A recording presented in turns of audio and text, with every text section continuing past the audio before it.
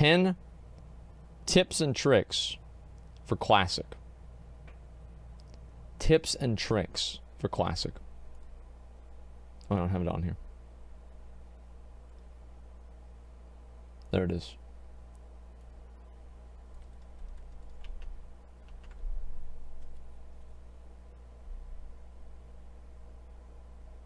Dude, should we watch this, man?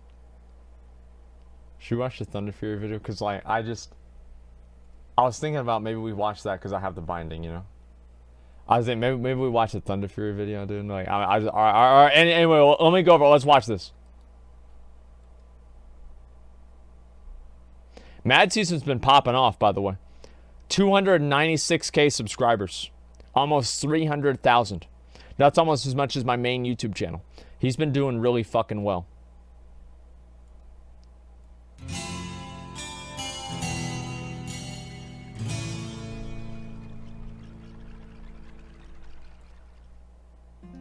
Hey guys, what's up? Mad Season here, back with another episode in my tip series for Classic World of Warcraft. This is number 3 in the series, where I show you a handful of random tips to make your time in Classic Azeroth a bit easier. Not to depress you too much, but let's start off with some death. Luckily though, in Azeroth, death isn't as permanent, and you can actually use it to your advantage. Yep. There are a handful of items and spells that you can use to kill yourself, which saves you that standard 10% durability reduction you get when you die. First is exclusive to Warlocks, and that's their Hellfire spell. In addition to dealing some area of effect fire damage to all nearby enemies, it deals damage to you as well, and I thought can that indeed couldn't kill you if you don't. I thought that couldn't kill you. I thought it would only take you to 1 health, and you run out of health, so you can't cast it. Is that not true in Classic? That's later? It kills you. That's in retail. What the fuck? I didn't even know that. Oh my god. I remember like maybe a long time ago, I was on my Warlock, and I killed myself with this once, and I didn't know it was going to happen. This is crazy. Have the health to spend.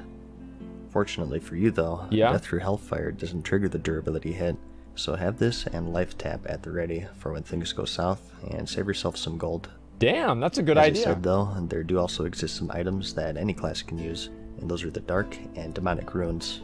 They function similar to the Life Tap spell. You get some mana in exchange for life, and if you use it at a low enough health level, it will indeed kill you with no loss to durability. Wow. Even if you don't use mana, in that case it'll just deal damage to you. The Dark Runes you get from enemies located inside the Skullman's Damn, that's a good idea. And the Demonics you get from What the demon fuck? That's a good enemies idea. located throughout the game. So always keep these handy to save yourself some gold. Hell yeah. The Demonic Runes, if you may have noticed, are bind on pickup, so it's You get those definitely a in better Felwood. alternative to selling them. But the Dark Runes, however, aren't soulbound. You can get those in You can Dire fetch a Maul, pretty penny on the auction house, depending on your economy. So you may choose to sell those ones instead. I feel like actually, like, I don't know if that's a good idea, because like it depends. In my opinion, right? Like you have, it costs money to buy those. So the only time I think it would be worth it is if you just don't want to have to go out and repair during a raid. So like if it costs money to use those or to sell them, right? Because either way, you use one or you sell it, it's the same thing. You're still losing money. Is using one cheaper than the repair bill? I don't know. I think it depends. They drop in Skolo? Yeah, maybe.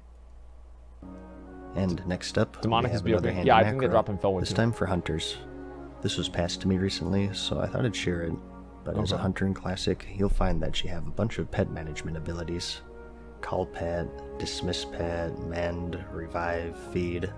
This is a handy macro that combines all of these into just one button. That's really just useful. bind it to any free key. I'll be using X in this example. Okay. So if your pet is out, you just hit X to feed. You can either manually click food in your inventory, or just control click at the end of this macro to have that done automatically. Wow. You can hit Control X to dismiss your pet, and then Alt X to also mend it. And if your pet isn't out, hitting X will just summon it, and if it's dead, you just hit Alt X to revive it. To be honest, that's too complicated. I'd rather just click the buttons. By Alt X, like what the fuck is this, like X-Men? Like what the fuck, dude? Like I honestly, I'd rather just click it. And like I know, the thing is, like, I have like friends of mine that like used to always get like these really complex macros, and they would spend more time trying to figure out how the fuck the macros are supposed to work than just figuring out their key bindings if they didn't need the macros. I don't know if I'd use it. I think that like having to shift, like a shift modifier for like feed or like for you know, feed pet versus you know, fucking mend pet, I think that'd be really cool though. Really efficient actually, and it saves you a bunch of keybinds, which is super valuable as a hunter in Classic since you have so many spells and abilities. I'll have it linked in the description for you. And next up we have some skips. Eventually you'll need to switch continents for quests or weapon training, and for the Alliance, the run from Ironforge to Menethil Harbor was particularly brutal if you were low level. Oh, this is the one that Esmon showed us. Death run from their I remember this. Ironforge. This was so good. There do exist some skips though. This was so First, fucking from good. Ironforge to Menethil, you want to head all the way west here near Nomad. Oh, I remember we were doing this, and then didn't we see Mad Season whenever we did the jump? I feel like we did, right? It was so long ago, I don't remember. It was like pretty early on. It's really cool though. Watch this. Gun and find this mountain range. Yeah. It doesn't look like it, but you can climb up here, and heading north along this path, if you jump to your death right here and release Spirit, you'll be teleported to the Spirit Reser right near Menethil Harbor. And from here, you just Spirit Res and just walk right in. Yep. There also exists a skip from Menethil to Ironforge. From the docks, you just want to head west and swim for quite a ways. This footage is sped up, of course, and it takes about 6 minutes, and you want to keep going until you reach this spot on the map. Just stay near the land and keep an eye out for snow on your mini-map. Okay. And next, you just want to drown yourself in the water right here. If you release, you'll be teleported to the Karanos Spirit Healer, and from there, it's just a short walk to Ironforge. The negative with this method is that you miss the Thelsamar flight path that you'd pass just going the normal way, but the positive is that you don't die 100 times from crocodiles and orcs, and it's... I actually wish they didn't have that. I'm gonna be honest. I wish they didn't have that. I always thought, like, I remember my mom did the wetlands run because she was a night elf, and she had to go all the way over to Ironforge, and I was like, she's like, can you come with me? I'm like, nah, man, you gotta do this shit yourself, man. I was like a lot of people. I was like Redditors, you know. I was like, man, you gotta earn everything yourself. You gotta do everything yourself. I can't help you with anything, right? No, I was like that.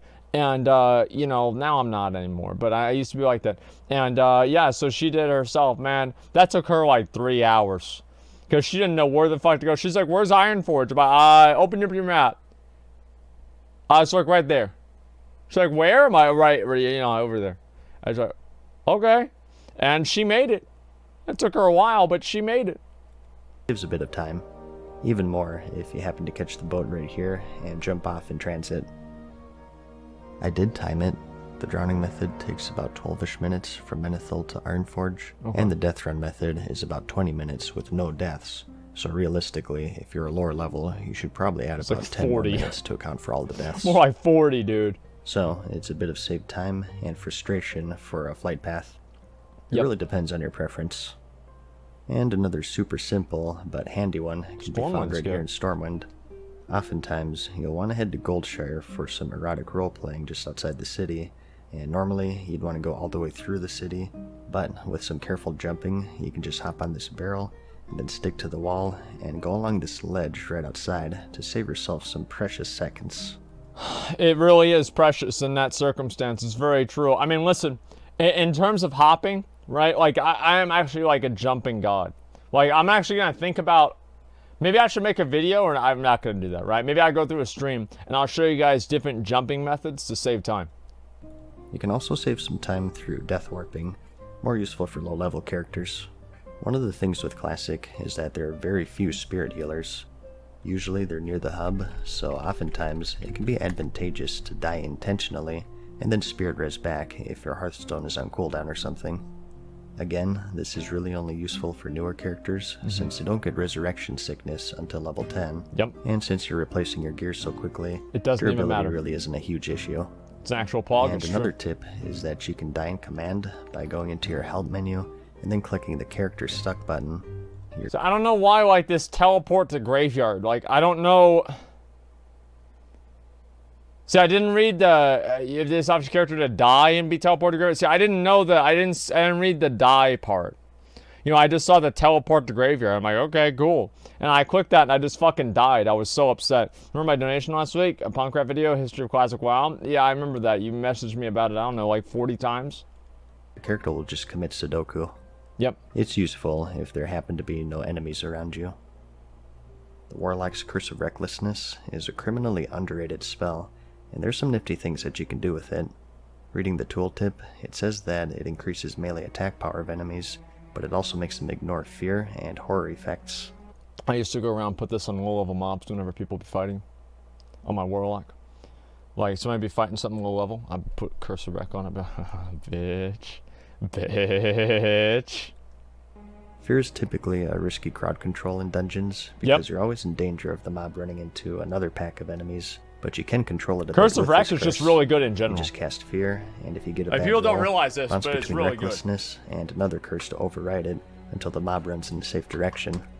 It's still probably a last resort type of situation, but it gives you a bit more control, and it could save the group. That's really smart. Paladins and Warlocks, as you probably know, get special exclusive mounts. The Paladins get the Warhorse and Charger. Fuck Paladins. And the Warlocks get the Fellsteed and Dreadsteed. Fuck Paladins. That's all well and good, but they do have a downside, and that's the fact that they're technically spells and that they cost mana. Yep. If you get interrupted while casting it, you're locked out of that school of magic. Holy for Paladins and Shadow for Warlocks. And what's more, since they're spells, they also interrupt your mana regeneration. Really? You may know about the 5-second rule, where if you don't cast anything for 5 seconds, your mana starts to regenerate. What the So this fuck? breaks that. And also cast slows, such as the Curse of Tongues and Mind-Numbing Poison, will also slow down the cast time of these mounts. Because of all of this, the more serious PvPers will forgo these exclusive mounts and just pick up normal ones. That's crazy, I didn't even know that. What the fuck? Type. Shit. And lastly, for number 10, we have Jousting. There are many weapons of many varying speeds in Classic. The slowest in the game is 4.0, and because of this, an important skill that you need to learn as melee is Jousting. You go in, and you get a hit when your swing is ready, and then you cut away until you're ready for the next one. So you do this like whenever you duel people, right? Is like you need to have like as a good player, right? You need to know the weapon speed of every weapon in the game, right? So like you see Arcanite Reaper, you know that's 3.8. So if you know you're fighting against a 3.8 weapon, you want to make sure that you're spending more time. Sorry, you have the 3.8 weapon. You want to make sure you're jousting them and they're not jousting you. So like Corrupted Ashbringer, for example, or let's say like Thunderstrike. Thunderstrike's a really good example. It's a 3.10% speed, right? And so yeah, 3.10 I think. And so if you know that, you want to joust the fuck out of them if you're if you got a 3.8 speed weapon, because that way you minimize the difference between the weapon speeds. So you move in, you hit them, then you run out. And you should just know that as like a PvPer. You should know the weapon speed of every single two-handed weapon in the entire game. Like that should just go at that should just go. It should just be. You should assume that, and it's essentially the same with like dual wielding, etc. Right? You should just assume that. It's essential to master for both PvE and PvP. For Mostly slow, PvP. heavy-hitting melee classes such as the Warrior, the Paladin, or Enhancement Shaman. It gives you a huge edge compared to the non-jousters, and it'll win you many fights. Yep, I've won a lot of duels because of this. Swing timer. You don't get one by default, but there are plenty of add-ons to choose from. I'll have my favorite one linked in the description for you. And that's about it. There are 10 more tips and tricks for you. These are really good ideas. A pretty short one overall. Those are all really good ideas. It's just a random little series that I like to return to every once in a while.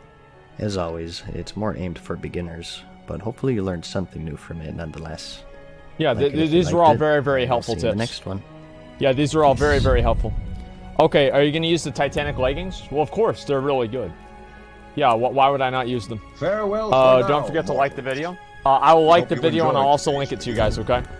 A lot of duels against people over 20. No, I mean like during the beta, right? I mean like now I haven't really done a lot of duels or anything like that. Like I haven't had a chance to, honestly. I kind of am waiting for like the second phase to come out, and that way I'll do a lot more duels because I feel like I'll be more excited about doing it then. And let's see. I don't know how much more time we have. Wait, what's this video here? Okay, just a second. I've been requested to watch this video by an individual. Give me a second, so I'll go ahead and take a look at it. What we're doing right now, for anybody who doesn't know, is that we're basically waiting out the timer for the instances to reset for Maradon, so we can get Grenades, his item here. This is his second best in slot, Magni's Will, but since I actually just invited this guy during my starting screen to the guild, I wanted to give him an opportunity to maybe get 5 more chances at his ring, and that way he'll be able to go into MC with a little bit better opportunity, right? And then, holy shit, we've got to do UBRS for you. Wow. Okay, so that's it. Your master drive is complete. Now I can die. Oh, great. Just don't die. All right, let's go.